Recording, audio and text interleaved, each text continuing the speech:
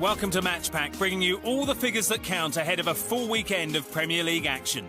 There have been 20 games so far, and 3 teams have a 100% win record. Since the start of the season, we've seen 378 shots on goal, slightly higher than this time last year. There have been celebrations for Wayne Rooney, who's joined Alan Shearer as just the second member of the 200 Goals Club after completing his Premier League double century. And Sergio Aguero is only one from becoming the most prolific non-European goal scorer the competition's ever seen, a record he'll aim to break this weekend.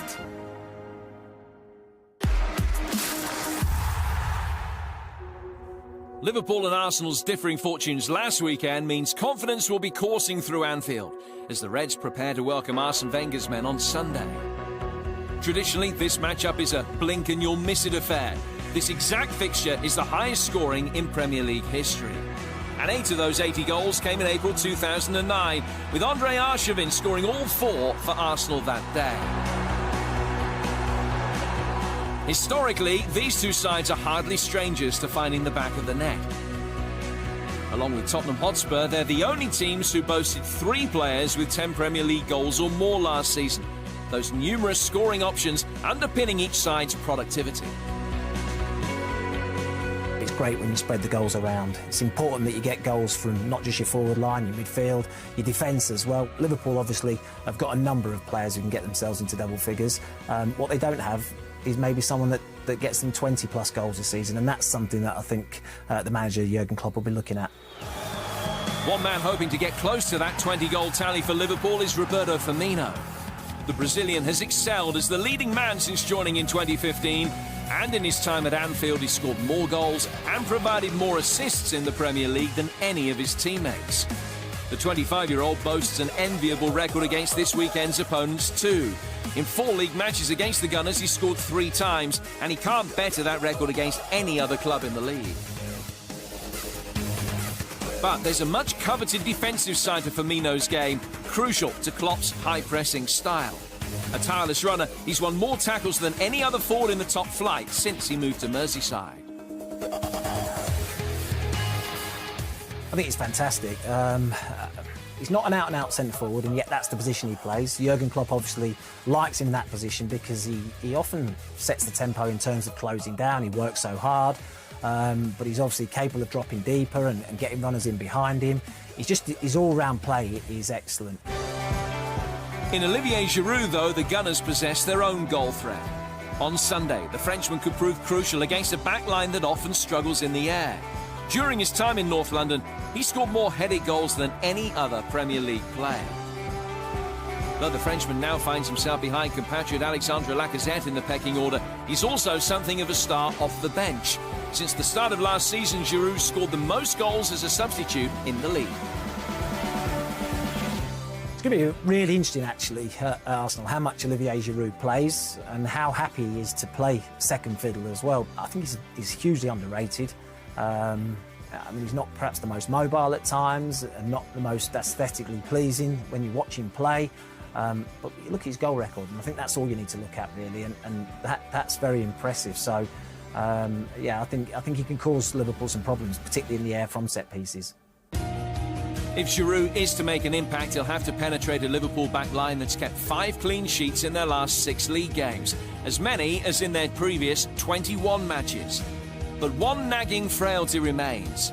Since the German took over, Liverpool have conceded the 3rd highest percentage of goals from set pieces in the Premier League. I don't like the zonal marking. It's something that Jurgen Klopp has decided is the best way forward for his Liverpool side. I'm not a fan of it. There's an old saying, space never scored a goal. If you get a man and you're man-to-man with him, if he scores, it's your fault and you hold your hands up. So I've got to say zonal marking, I'm not a fan of. Despite recording their highest possession figure since records began, the Gunners couldn't avoid defeat to Stoke City last time out. But the possible return of Alexis Sanchez might see them rediscover their potency on Sunday. I think it's a fascinating game. I think it's 2 teams that are probably better going forward than they are defensively, so I'd expect goals in the game. With it being at Anfield, I'd make Liverpool slight favourites. After a stuttering start, business as usual for Chelsea last time out. A late winner from Marcus Alonso earned the Blues all 3 points against London rivals Tottenham Hotspur. Meanwhile, Everton's Wayne Rooney has been in the headlines, hitting his 200th Premier League goal in the draw at Manchester City before announcing his retirement from international football. Chelsea's formidable home record means this is sure to be a tricky challenge for the Merseyside club. Antonio Conte's men may have lost their opening game to Burnley, but under the Italian they have an 85% success rate at Stamford Bridge, but he's yet to see them lose a league fixture in which they've led at half-time. Everton boss Ronald Koeman comes with his own impressive managerial record. He's won 47% of his Premier League games. That only includes 1 victory over Chelsea, but maybe new club record signing Gylfi Sigurdsson will help tip the balance this time. I've been very impressed with Ronald Koeman. Off the field, the signings he's made and the way he's gone about getting better players into the team. He's not been put off by having to pay big money for players. He's backed his judgment, and on the field he's really started to shore up the team defensively, giving a great defensive balance and unit, and he's happy to go and win games 1-0, and once he gets his goal, shore it up, and he's got a real ruthlessness to him that you need as a manager. Everton should certainly be able to improve on last season's showing at Stamford Bridge. They spent most of the match penned in their own half and didn't manage a single shot on target. A dominant 5-0 win for the eventual Premier League champions. So Koeman and co could see this trip to Chelsea as a good way to gauge their recent progress. To celebrate his achievements, our match-pack question this week is all about Wayne Rooney. We're asking, against which team did he score his 100th Premier League goal? Keep watching, we'll bring you the answer later in the show. Slaven Bilic finds his West Ham United team bottom after a second straight defeat. A similar story for Newcastle United. Beaten by Huddersfield Town, then knocked out of the League Cup in midweek, they're winless in their opening 3 games for the first time since 1999. United fans looking for hope can take heart from Rafa Benitez's history. In the Premier League, his impressive win rate on home soil is almost 67%. In fact, of all the managers who've overseen 100 or more home matches in the competition, the Spaniard's record is only surpassed by Sir Alex Ferguson, Jose Mourinho and Arsene Wenger. In terms of the best man at the helm, Newcastle United might not have a better manager in the Premier League for the next 20 years. He's that good, Rafa. Still a little bit of time in the window, so they might get 1 or 2 players in. But in terms of having the best manager at the helm, Rafa's the man for Newcastle United fans. In the opposite dugout, Bilic will be equally desperate for points. He's in his 3rd year in England's top division, but has seen the Hammers' form fall away since his first season in charge. Of the teams ever present in the top flight throughout the Croatians' reign, only West Bromwich Albion and Stoke City have on average been less accurate in front of goal. He's confident in his own ability, he's confident that he signed the right players in the window in the summer. If West Ham can start scoring goals, which they need to do, I'm confident Slaven, and I think he's confident in himself and in his squad that he'll turn things around. The race is still on to be Newcastle's first league scorer since promotion, so Dwight Gale will be keen to get his teeth into West Ham. Throughout his time in the Premier League, the striker's fared best in front of goal when he's been in the lineup from the start, rather than coming off the bench. Good ammunition if he wants to make a case to Benitez that he's the right man to lead the line. If he gets double figures for a striker in the Premier League, a newly promoted team like Newcastle United, I think that would go a long way to maybe keeping Newcastle United in the division. The forward that might worry Newcastle most is Chicharito, who scored 3 times in his last 4 starts against them with former club Manchester United. Overall in the Premier League, the Mexican's goals per minute ratio is up there with the very best. Every single one of those successful efforts from inside the penalty area. Back in England from the Bundesliga, he netted twice last weekend. Even in Germany at Leverkusen, he was still scoring goals, and it's what he does. You know, even if he hasn't got his numbers, he still leads from the front. He still runs channels. He's still a pest for centre-half. So I'm confident he'll get more than 15 goals this season if he gets the service. Michail Antonio is another key figure when West Ham are on the attack. Since his move into the Premier League 2 seasons ago, the winger's worked his way into England contention, and his return from a recent injury should be a huge boost to the Hammers. Their win percentage has been almost 15% higher when Antonio's in the team. I think the best features about Mikel Antonio is that he's a dream for Slaven Bilic and he's a dream for the West Ham fans to watch, and because he always puts a shift in. He's got quality, he's got pace and power, he's physically very, very strong. Leon Best was the star of the show when these two teams met 7 seasons ago. He followed that opening goal for Newcastle with a second as the West Ham defence disintegrated.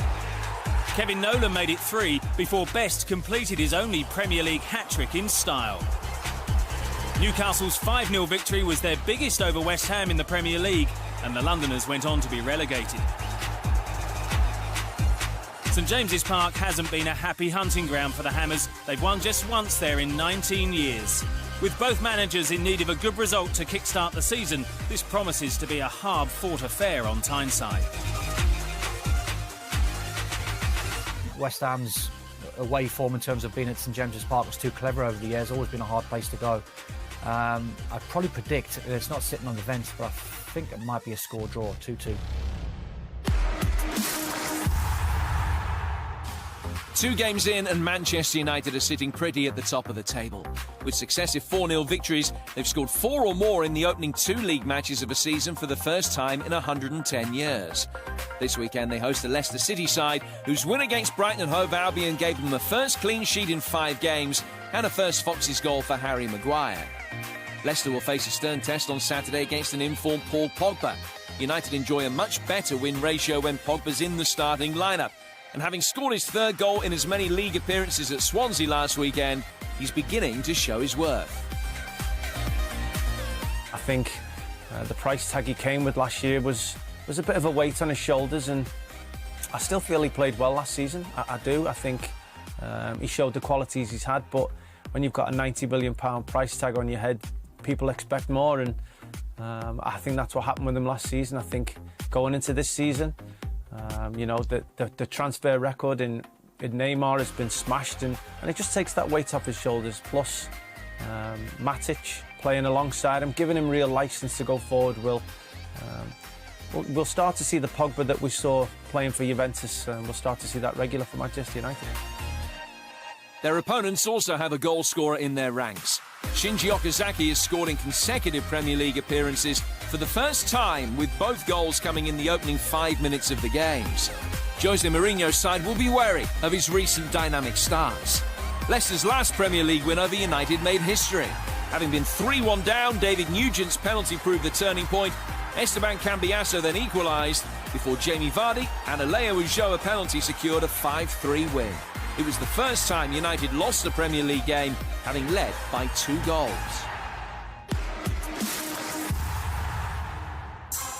Two wins from their first 2 Premier League games. The dream start for Huddersfield Town continues.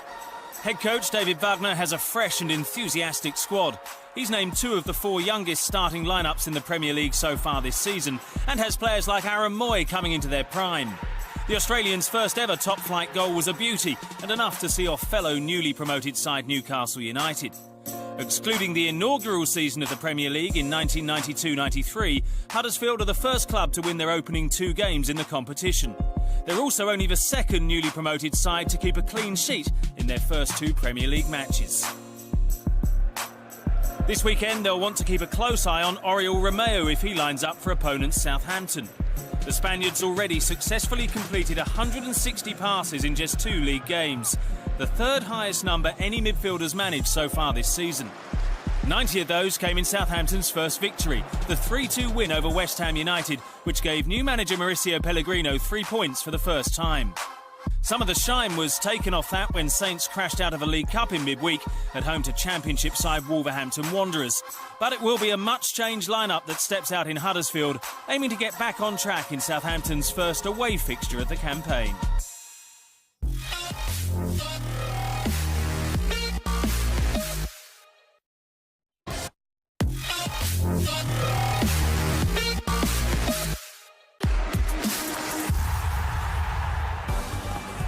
For Stoke City and new signing Jesse Rodriguez, Saturday was a day to remember. The Potters bounced back from an opening weekend defeat with victory over Arsenal at the Bet365 Stadium. Jesse's debut strike ensured the Potters maintain their excellent home record against the Gunners. Now they face West Bromwich Albion, who themselves couldn't have wished for a better start to the season. Tony Pulis' side have opened their campaign with 2 wins from 2 in the league, the first time they've done so in the top flight since 1978. And this is a fixture Pulis has enjoyed. Since taking charge in 2015, West Brom have beaten Stoke on every occasion, while Stoke's first 4 Premier League wins at the Hawthorns all came when Pulis was their manager. After Darren Fletcher's move to the Potters, Pulis has drafted in the ideal replacement, Gareth Barry. Still fighting fit at 36, he sits just 3 appearances shy of Ryan Giggs' all-time Premier League record of 632. The former England international also boasts the impressive feat of 15 straight Premier League campaigns with over 30 appearances in each, dating back to the 2002-03 season. When players do reach the end of their career, I'm not saying Gareth isn't finished just yet, but at 36, again, you wouldn't be able to play for as long as he has if he wasn't a great professional and a great player. And knowing him personally, it would be a great achievement for him if he does reach that. And as I said, West Brom are getting a very professional individual and a very quality player. Barry and Fletcher look set to face off in the middle of the park on Sunday in what could be a real battle of the ages. While it's Pulis' new recruit who boasts the more appearances, the Scot has more Premier League success, a superior win percentage, along with 5 Premier League titles in his time with Manchester United. He's a very accomplished footballer. Again, probably an unsung hero that people like to say about him, but his footballing brain and his knowledge is up there with the highest. You don't play at Man United for as long as he did if you haven't got that knack and ability. So I'm sure that is the reason why Mark Hughes has brought him in. One player key to the Baggies' fortunes this season could be the man who's made the most Premier League appearances for the club. Chris Brunt has provided 14 assists directly from dead ball scenarios in the competition over the last 3 seasons. That's more than any other player during this period. And when Brunt was in the starting lineup for league games last season, Pulis' side averaged 1.3 points per game, as opposed to 0.9 when he didn't start. He's important to West Brom. I think that obviously the stats and the points speak for themselves.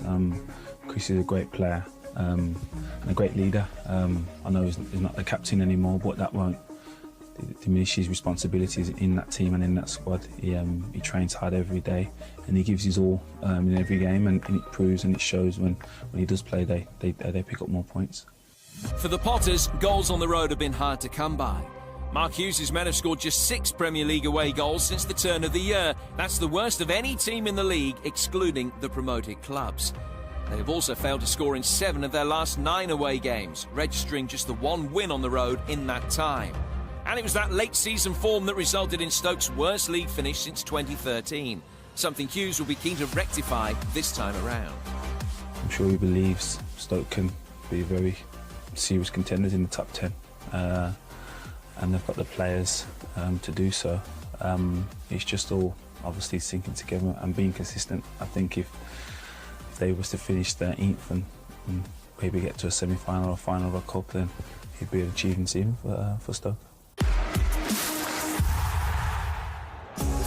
August, a month Tottenham Hotspur forward Harry Kane could be longing to see the back of. Since his Premier League debut in August 2012, Kane has failed to score in the 12 league games he's featured in during this particular month, despite having 34 shots. This match against Burnley offers his final chance to break that duck without having to wait another year. Spurs' 19-game unbeaten home run came to an end on Sunday, not the christening they wanted at their temporary home Wembley Stadium. Chelsea becoming the first away team to beat Tottenham since May 2016. Since then, Mauricio Pochettino has added defensive reinforcements in the shape of Davinson Sanchez, a club record signing from Ajax. Opponents Burnley were also beaten last time out, a big disappointment in the wake of their stunning start away to the champions. Sean Dyche will be annoyed by the number of chances going astray. The Clarets have had 30 shots since the start of the season, their highest ever tally at this stage of a competition, but only 5 hit the target. They'll hope the arrival of the Championship's top goalscorer last season, Chris Wood from Leeds United, will make them much more potent up front. Losing to West Bromwich Albion at Turf Moor was a blow, but there was still huge significance to that opening success at Stamford Bridge. It means Burnley have already matched last season's solitary away success.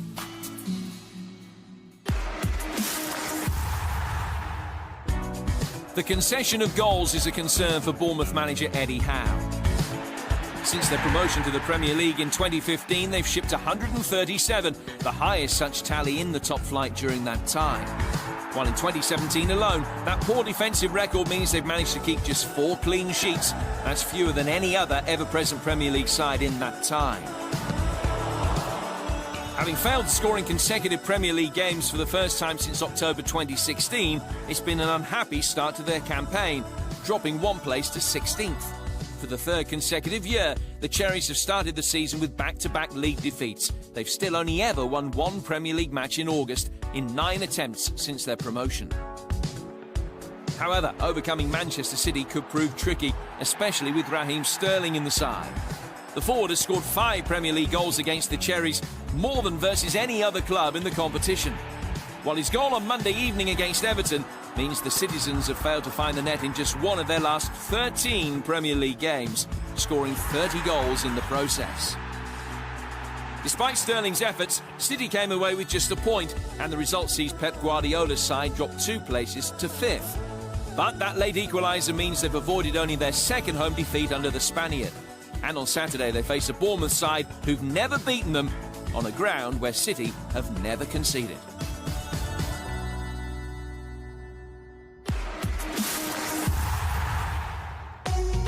Crystal Palace's wait for their first Premier League points of the new season continues. Following the 1-0 loss to Liverpool last Saturday, the South London club are left languishing near the bottom of the table. Swansea City head to Selhurst Park also smarting from a defeat, having gone down heavily at home to Manchester United, 4-0. If Palace are to get their campaign up and running, they'll need to improve on their dismal attacking efforts. In 2017, the Eagles have failed to convert 87% of their shots, a weakness that's surely high on new manager Frank de Boer's list of problems to address. If he plays, Swansea defender Alfie Mawson may even show them how the scoring should be done. As well as an impressive 85% tackle success rate, he's netted 4 goals, one of the top 5 highest scoring defenders since his Premier League debut last year. Palace play host this weekend, but their visit to the Liberty Stadium in 2016 was one of last season's most memorable games. Swansea had the advantage before the Eagles fought back to lead 4-3. That extraordinary turnaround followed by another in the closing minutes, with substitute Fernando Llorente netting twice to snatch the points for the Swans. Earlier we asked you which team Wayne Rooney scored his 100th Premier League goal against. The answer? Arsenal, back in January 2010, when he scored the 2nd goal in Manchester United's 3-1 win to reach his century.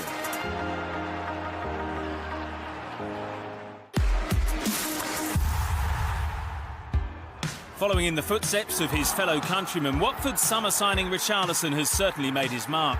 He became the 43rd Brazilian to score in the Premier League with his goal in the Hornets' 2-0 win over Bournemouth. At the other end, his compatriot Aurelio Gomez has now notched up 78 Premier League games since 2015-16, keeping 18 clean sheets in that time. The latest came in that victory at the Vitality Stadium, which brought an end to Watford's run of 7 Premier League games without a victory and moved them up to 4th in the early league table. On the downside, Marco Silva's men were knocked out of the League Cup in midweek by Championship club Bristol City and must now regain their focus to face Brighton and Hove Albion. The South Coast club have lost both league games since promotion, but it's not for want of trying. In those opening 2 matches, the players covered 221 kilometres, the most of the newly promoted sides. Now they need to start turning that effort into points, but a lack of punch up front has posed a problem. Including last season, the Seagulls have failed to score in 4 of their last 5 league games. Chris Hughton has been busy in the transfer market trying to address that, and is experienced enough to know his players may take time to adjust to the step up in standard. Even if they suffer another defeat at Vicarage Road, there's no need for panic. Southampton were the last side to lose their first 3 games of a Premier League campaign back in 2012-13, and they went on to finish 14th. Bournemouth against Manchester City kicks off the action on Saturday, one of 6 Premier League games taking place, including early league leaders Manchester United's match with Leicester. And there are 4 more games on Sunday as Chelsea welcome Everton to Stamford Bridge while Liverpool play Arsenal. We end with a man who's been in the news all week, a milestone goal and an international goodbye. Wayne Rooney's first Premier League strike came as a 16-year-old to end Arsenal's 30-game unbeaten run. His 200th saw him join Alan Shearer in a hitherto unique club. 183 of those goals were scored during his time at Manchester United, a club record that's unlikely to be broken for some time. A perpetrator of the spectacular, the significant and the sensational, with his early season form promising many more to come. From Dave Beckett, me, Jim Prafford and the rest of the team, it's goodbye. Like it? Share it.